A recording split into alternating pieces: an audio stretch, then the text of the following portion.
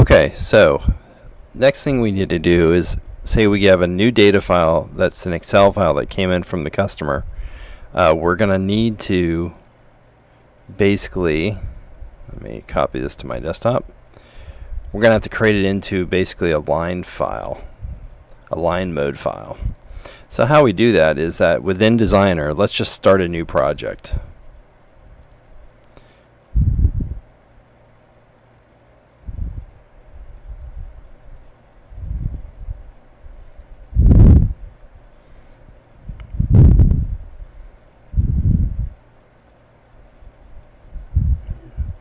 It's getting there.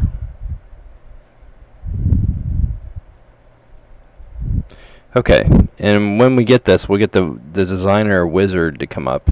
Just go through the wizard. We'll hit next. We want to create a line mode project. Hit next. Name your project, whatever. Doesn't matter. Name it what you want.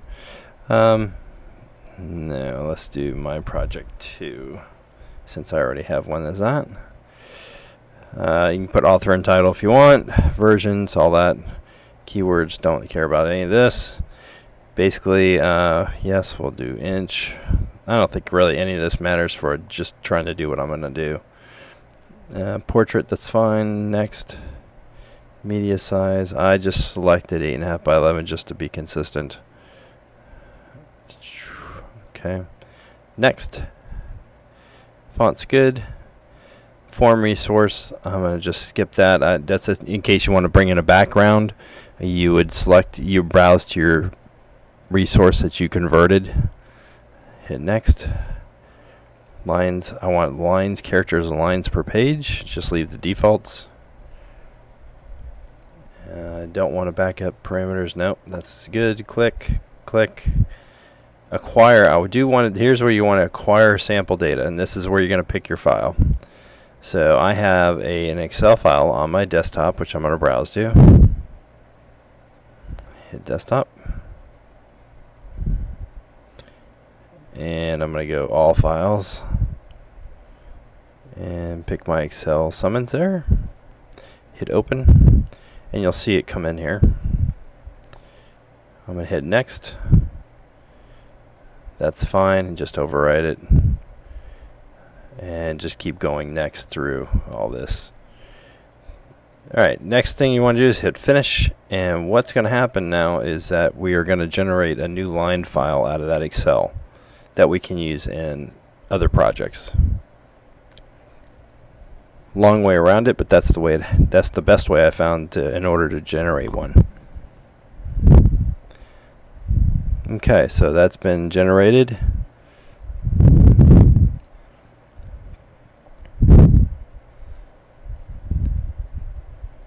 Okay.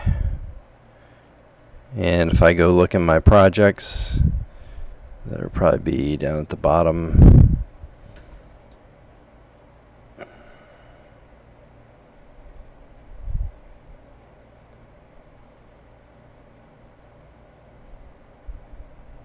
My projects 2, and in there will be a new job line file, and that's what we want to use. Okay, here's a quick note. In order for your data file to work correctly and know what project it needs to pull up to run, we need to put a header information in that data file itself. So after we generate a data file, we need to open it up and basically paste in this top header information right here.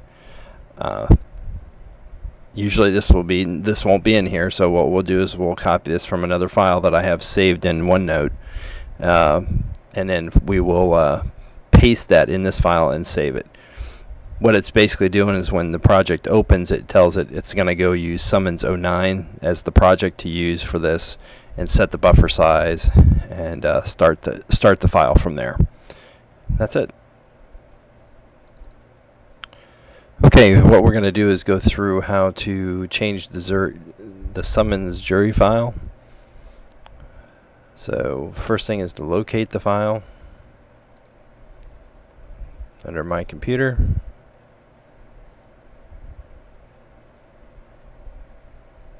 C drive, XGFC, projects, and summons 09. Our data file is the data.lm file. I'm going to enter into the designer through VPF file. Open that up, double clicking. There, now designer opens up. Alright, now once you're in the Pro Designer, I checked my resources under the resources, and then there's the data.lm file. If you need to upload a new one, basically what I did is I deleted it, removed it, and then I brought in a new one. So I'll remove. Yes, I want to purge it. And it's going to take the variable out.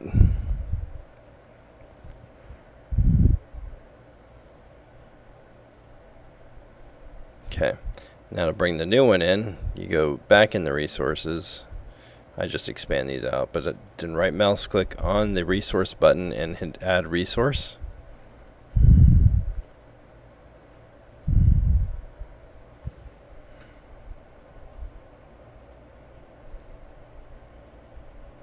Then I'm going to go to my projects folder where it's at, and I'm going to hit the data file and hit open. It's going to want to add it, say OK, and then it'll bring in the new data file. Okay, so it's in there. Now to see the form, I have it commented out right now. Just go to the jury summons form.ps and remove the two percentage marks, and then hit the folder with the asterisk, and it'll reprocess with the form being displayed. We want to turn this off when we go to print because we do not want to print the background image. So there it is on the form. I'll just zoom in here. Alright, so what I had to do is I had this cutting off this number, so I had to fix that and expand it out to 7 digits. So I hit right mouse clicked on that, hit properties, which brings up a window. Alright, so here I have, you can see the code, basically the line items, the data file. And I'm pulling that data number from here. The first one over here, in between these two stars, are basically the barcode number. And then this is just the text number for the barcode. So I'm going to highlight that, and because that's the second line item here on line 4, I'm going to hit get the position and apply changes and hit OK. Now that'll readjust and pull in the right data that I wanted.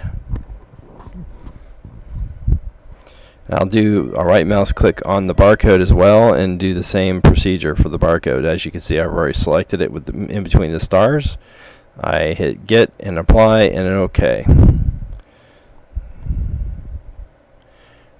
I checked both the top and the bottom barcodes for this problem and readjusted because we were only scanning 6 characters, but now I went to 7. Once I'm done with that, I checked all positioning, it's fine. So I'm going to hit, basically, first I'm going to put the comment out the form with 2% marks, and I'm going to hit the regenerate, reprocess the view.